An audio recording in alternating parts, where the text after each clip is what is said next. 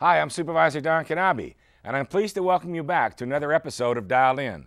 For residents living in the more than 140 unincorporated communities throughout the county, the Board of Supervisors, we serve as the local government. We are the mayor, city council, city manager, fire chief, police chief, and everything else a community requires to thrive on. But Los Angeles County is home to more than 88 cities, from the large ones like the city of Los Angeles to the smaller cities like Hawaiian Gardens. In my district alone, I represent 27 cities, each with their own very specific needs and issues. And as a former mayor myself, I know what it takes to represent a city and the people who call it home, from economic development and public safety to infrastructure repairs, parks and recreation. Every city is unique in how they serve their residents. Today, I'm proud to be joined by 3 of our 4th District mayors to talk about the role of local government and how we are working together to make our communities a better place. I hope you will enjoy the show. Maybe he's really focused. Maybe he likes spinning the wheels. Maybe he just loves trucks. Preoccupation with objects is one early sign of autism. Learn the others today. Welcome back to Dialed In. I'm joined by El Segundo Mayor Suzanne Fuentes, Diamond Bar Mayor Nancy Lyons, and Long Beach Mayor Dr. Robert Garcia. Thank you for joining me today. So as we look at 88 cities in the county, 10 million residents, I'd like to go around the table and have each of you sort of tell me about your city, population, something unique, maybe the demographics. So let's start with you, Mayor Lyons. Okay. Diamond Bar is a great city. We have about 60,000 residents. Average age is about 43 years. We're basically a bedroom community growing up along the freeway. Great place to live. Well, do you have a senior center for people my age? No, anyway. Dr. Garcia. Long Beach has about 500,000 people. One of your favorite cities, I know, Supervisor. And the big industry there, of course, is port-related, trade-related. Very diverse, all sorts of people, all ages. Some of the largest Pacific Islander populations anywhere in the United States. Majority of the folks there, combination of Latinos, Caucasian, African Americans, very diverse, and also very strong aerospace industry as well. Very good. Mayor Fuentes. El Segundo is 5 miles square, and 1 mile of it is residential. We have about 17,000 people at night, and in the day we increase about 55,000. We are the jobs engine of the South Bay and the aerospace capital of the nation. So that's unique. We'll talk about that daytime and nighttime population. I always find unique about your city. So let's start. Maybe Suzanne, you can tell us, how did you get involved in your city, or what made you decide to run for political office? Well, it was never on my list of things to do. I've been an aerospace engineer for about 35 years, but I started to get involved because of LAX and the noise, and got involved in some efforts probably 10 or 15 years ago for regional airports, of which I support. And then maybe 8 or 9 years ago, there was a bond in town that I opposed because it was $19 million that was going to pay back at $63 million. That didn't make sense to me. I started attending council meetings for 2 years, and after going every first and third Tuesday, I thought I could do that. You could do that, sit behind there and have people yell at you, right? Yes. All right, Mayor Garcia. Well, I was a classroom instructor teacher for 10 years before I became mayor, and I taught at Cal State Long Beach and then at USC. And I've always had an interest in public service and in community. Got involved in my neighborhood, got involved in Long Beach, started also kind of following kind of politically what was going on. And 4 years ago, I had gotten elected to the city council. And then at the end of those 4 years, my mayor decided not to run for re-election.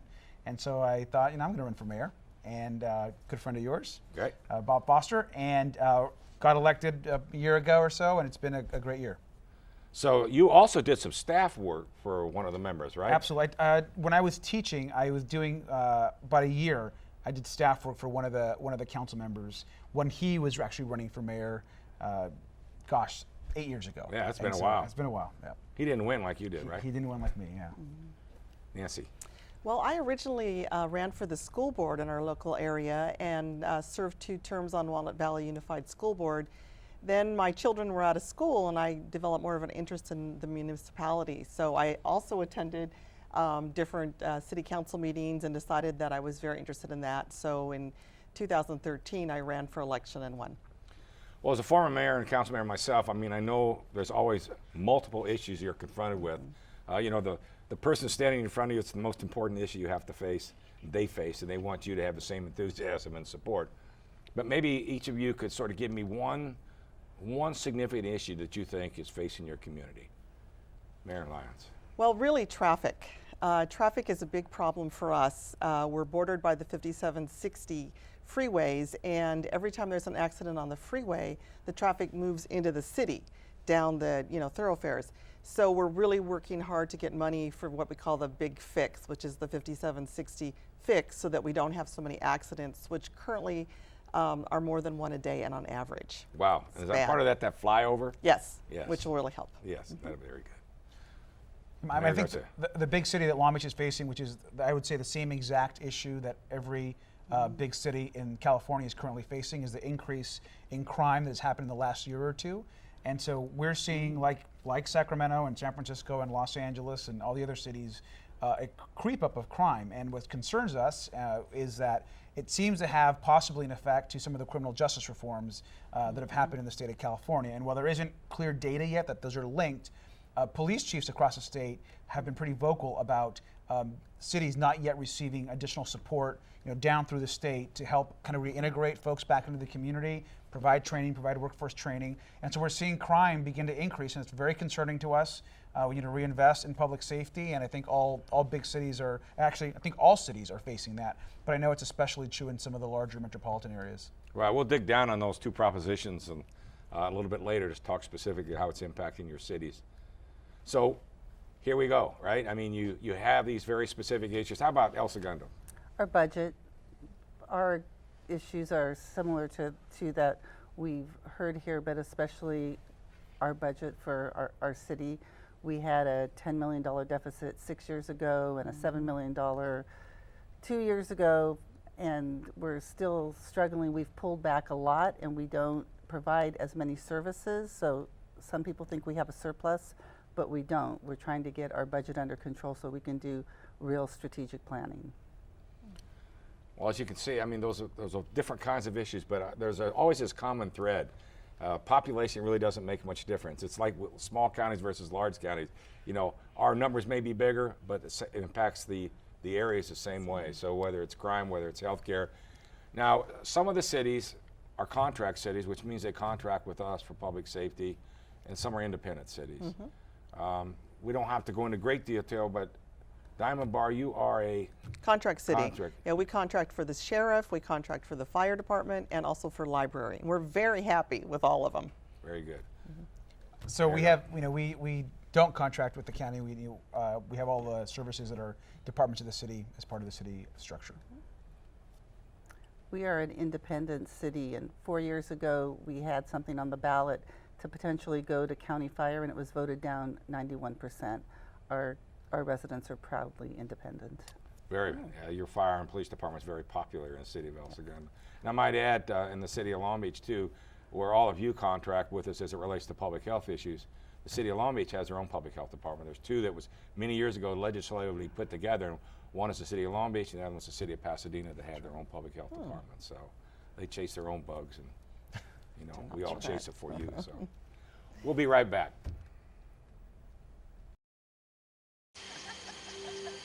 Places, everybody. Light check. 1, 2, 1, 2. Everything looks good on our end. And lights. Come alive with the forest. Visit discovertheforest.org to find a forest near you. Welcome back to Dial In. I'm here with three mayors from the 4th District. We want to thank again Mayor Fuentes, Mayor Garcia, and Mayor Lyons. And welcome again. And we sort of got where you are and where you're from and a little bit about your cities. Obviously, a part of this information we're trying to put out as it relates to the county is the relationships we have with all of you. And there are many issues that we're facing countywide that impact your cities. And so I'm going to sort of get into some of those, and I'd like for you just to comment how your city's dealing with it, maybe relate to some of the partnerships that we've had. But Mayor Garcia originally talked just a few minutes ago about Prop 47 and AB 109. That's had a dramatic impact on the county. the check's still in the mail on many of those issues. And those folks are being brought down to us and just dumped in here. And without any real reporting obligation. They were supposed to report, but it's been very labor intensive because you have to go out and find them, right? They're bad dudes. They're not going to come say, here I am. So we have that, and then we have the misdemeanor issue now with Prop 47, where I really feel that the voters were misled, and indicating, as you mentioned, an increase in some small crimes, minor crimes, maybe some of the murder capacity's down quite a bit. But on the other hand, if that happens to you personally or your neighborhood or your constituent, that's a big crime. So I would like to sort of hear from each of you how you might be dealing with those particular public safety, or maybe you're not seeing any impact whatsoever. So Mayor Lyons, we'll start with you. Yes, Diamond Bar continues to be a very, very safe city. Most of our crimes are crimes of property.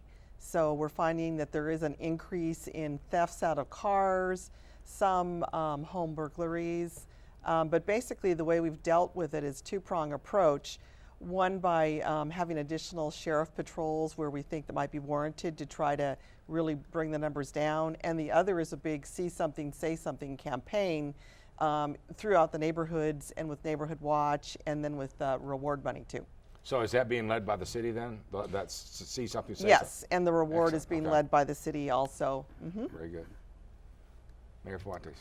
We have had an increase also in burglaries and car thefts. We also have see something, say something, which has been very effective. I'm proud of our residents who really do call in the middle of the night if they see something, hear something. Our chief has put more patrol on the streets, and council has approved the hiring of additional police officers. So how do you deal with the transient population? I mean, you've got a nighttime population of what, 17,000, did you say? Yes, sir. And a daytime population over 60,000 in most cases. Does that bring any additional activity during the day versus nighttime? Or do people hang around from the day and hang into the night? They don't hang around after work so much, although we'd like them to come shop and eat in El Segundo while they're there. Yeah, happy hour, yeah. But we do provide additional services because of that. Our paramedics, our fire for alarms, our police for accidents, so it has an impact. Okay. Mayor Garcia. Well, I mean, it's a huge issue. I think that, generally, if you look at Long Beach and our public safety numbers, Long Beach is generally very safe. In fact, we're going through, as far as our 5-year average, some of the safest period we've had in the last 40 years. However, in the last 2 years, what has happened in most metropolitan areas is you've seen this increase, particularly in these lower level crimes, these lower level offenders.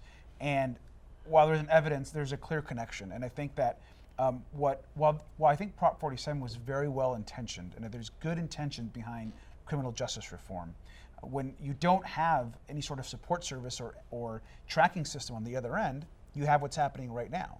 And what I'm also concerned about is you have, as we all know, when someone begins doing kind of lower crimes and offenses that maybe aren't at the felony level or aren't obviously violent crime, it sometimes becomes a gateway to those other types of crimes later on. Absolutely. And without any sort of kind of strict, focused kind of public safety effort on this issue, we could be in a very dangerous place, 5, 6, 7 years from now. And so I think we have to begin to address it now.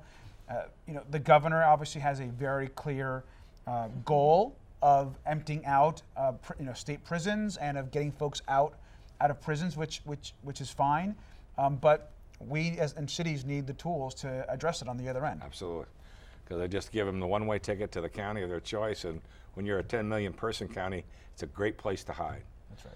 So another sort of tied-in issue to all that, particularly in some of the minor crimes and the car break-ins and home activity, homelessness. We all know that originally, our second major attack in the last 10 years on homelessness as a county.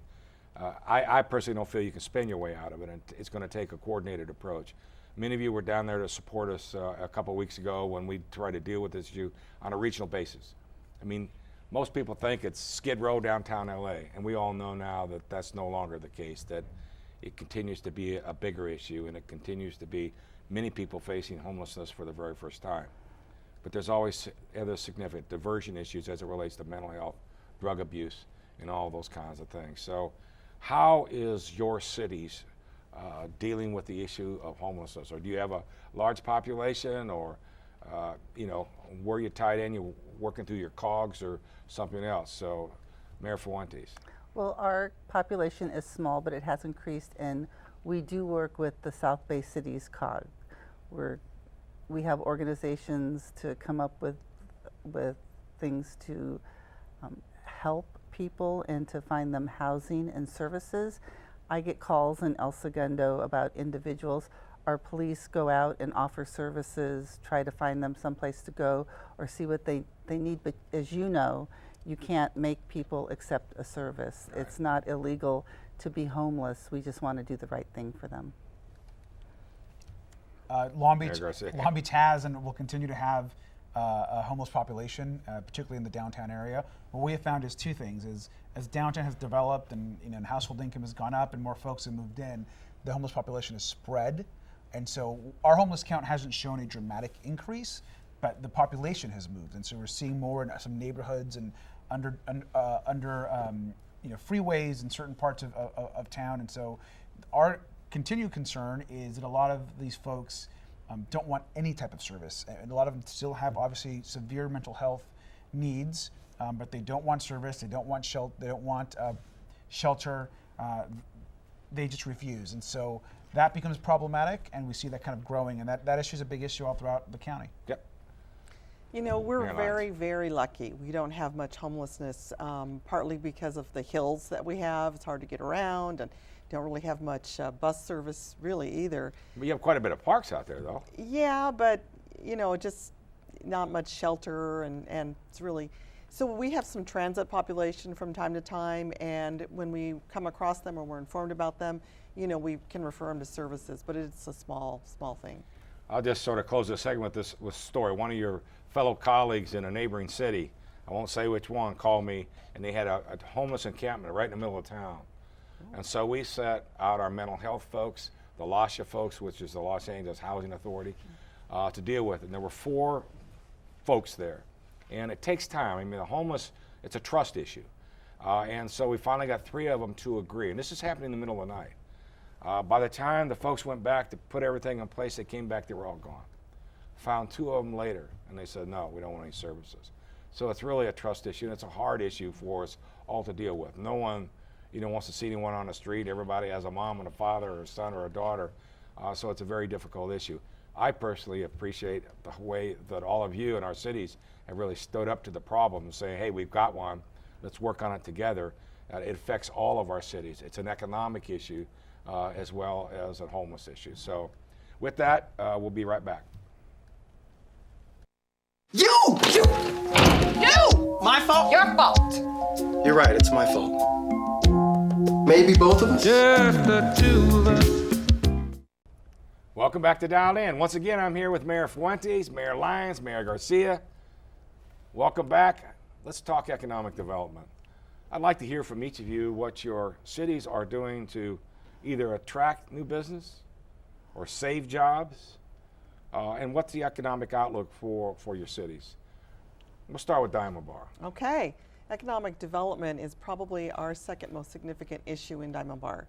The residents really want more retail opportunities and more restaurants. So we've been working hard on approaching different, chains and then smaller independents to get them in our city. We had the misfortune of having a very successful Vaughn store close, and it became a Hagen's, which lasted about 3 months, and now we have it vacant again. So the residents are unhappy about that. But we do have a Smart and Final Extra moving in, and so that's a very good thing. But it's tough. It's a big issue for us. Are you creating any incentives for the businesses to move to look at you? We are. We've been going to conventions, and with regard to keeping business in town, one of the things I'm doing as mayor is calling on our top employers and our top sales tax producers to see, if they're happy with what they're getting in the city in terms of services. Do they have any problems? Because it's just as important to keep a good company there Absolutely. as it is to get one ones. of the hidden treasures in your city is not necessarily a retail establishment for sales tax. There's a lot of sales tax generated in the commercial side of it by businesses that just sort of ship out, but you get the point of sales tax. We're not a manufacturer, Right. exactly. Mayor Fuentes, El Segundo, all business. El Segundo, As you know, this past year received the LA EDC's Most Business Friendly City in the county, and it's our second time bringing that home. First time was the inaugural award in 2006. Economic development is critical to our city's success. We have a vibrant Economic Development Advisory Council. Is that appointed by the city, or is that? Yes. Okay. The council. The council appoints the members? Yes. And are they residents or are they businesses, or both? they're both. Some people are residents who own businesses in town, and others are involved with significant businesses, and they've done a terrific job. And I go out with the city manager and make calls on businesses and talk really? to CEOs, yes, because to me, retention is more important than attraction.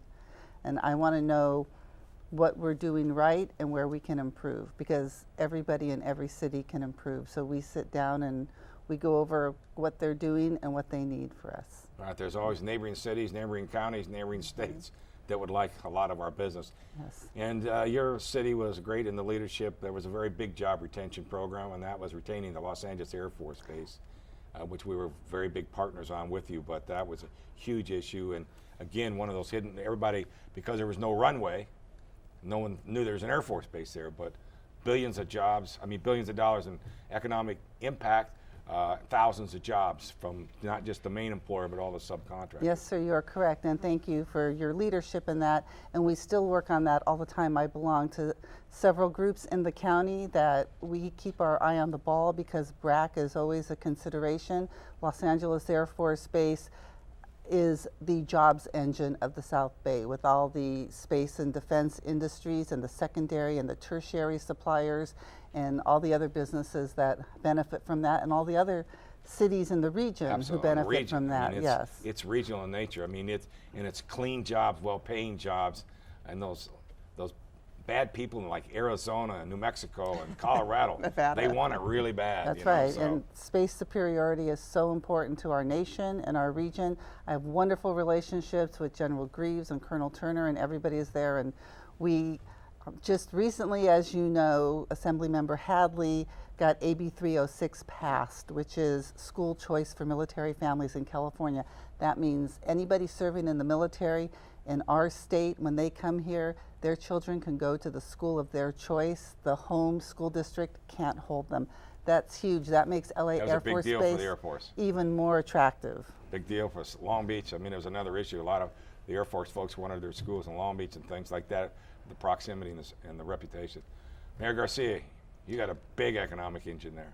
Yeah, things are going pretty well. It's been a very good few years with jobs and unemployment, and obviously the Port of Long Beach had a record year last year. It's our biggest job creator, second largest port in the nation. You know that downtown is booming. We've got cranes and development happening.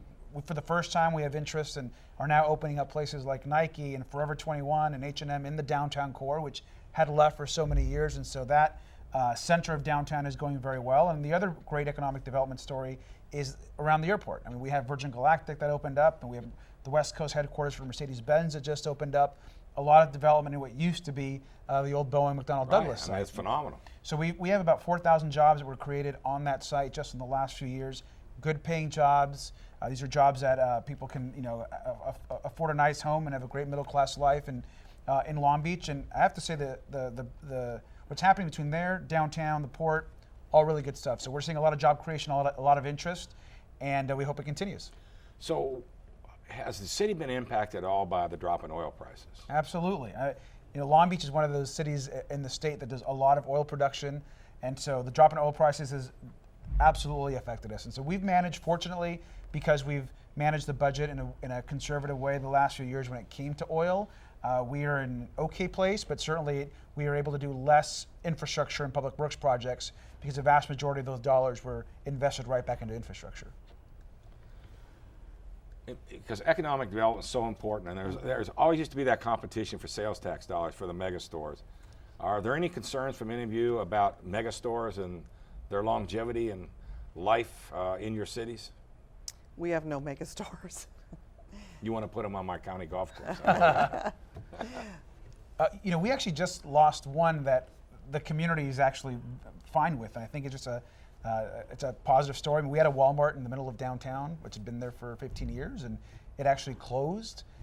It lost a lot of shoppers in the last 5 years, and while household income increased by 75% at the same time. And so we're hoping to land something a little different that'll be, for the surrounding community and neighbors there. So that was actually a positive development for everyone, and we're hopeful we get something else positive. Well, the history of the Navy in Long Beach, maybe you can get one of those Whole Foods that's going to be doing tattoos there now, too. That's exactly right. Suzanne? We don't have a mega store. I would say what would concern me were online sales and trying to recoup that.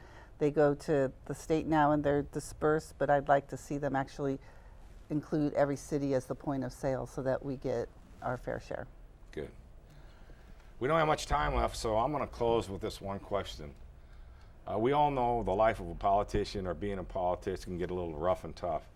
What words of encouragement would each of you give to some young person out there that say, someday I want to run for public office, or someday I want to be a public administrator?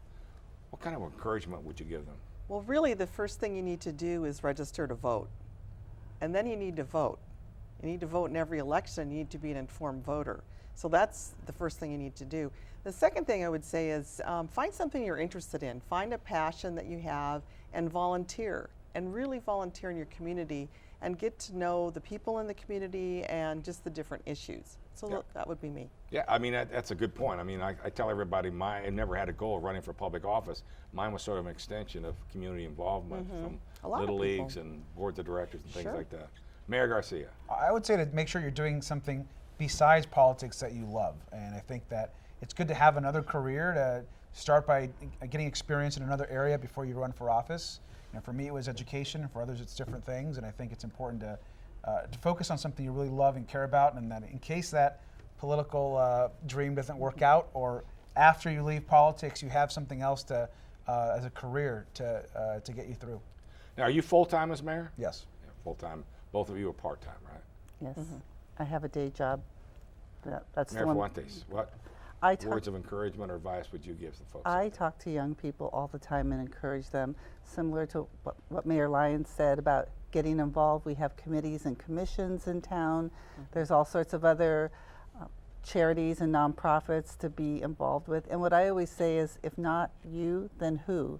And in my last election, I tried to get young people involved and even walk door to door with me and look at what walking sheets are and see the number of people who don't vote. So to echo Mayor Lyons' vote, it's such a privilege that I encourage everyone, first vote. So important.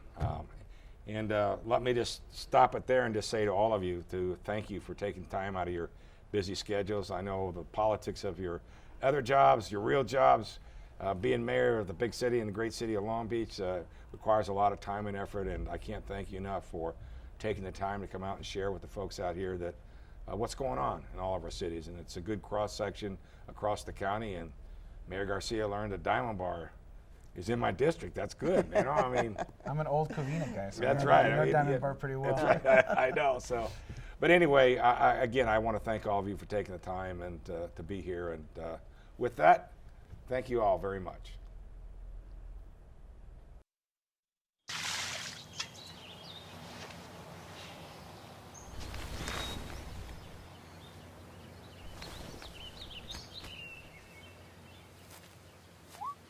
Smokey just gave me a bear hug. Thank you again for tuning in to Dialed In. I want to thank my guests today, El Segundo Mayor Suzanne Fuentes, Diamond Bar Mayor Nancy Lyons, and Long Beach Mayor Robert Garcia for joining me today. As the former mayor of my hometown of Cerritos, I know firsthand how difficult it can be to govern a local municipality. Each city, both large and small, has very specific needs and issues that challenge their residents and businesses, requiring partnerships with the county in many cases to help out where we can. I'm proud of all we've accomplished over the years, working together with the cities of Long Beach, Diamond Bar, El Segundo, and the other 24 cities across the 4th District. We've opened parks, built libraries, fought for job creation, fought to save jobs, and help make their communities a better place to live, work, and play. Thank you again for tuning in to Dialed In. We'll be back next month with an all-new show.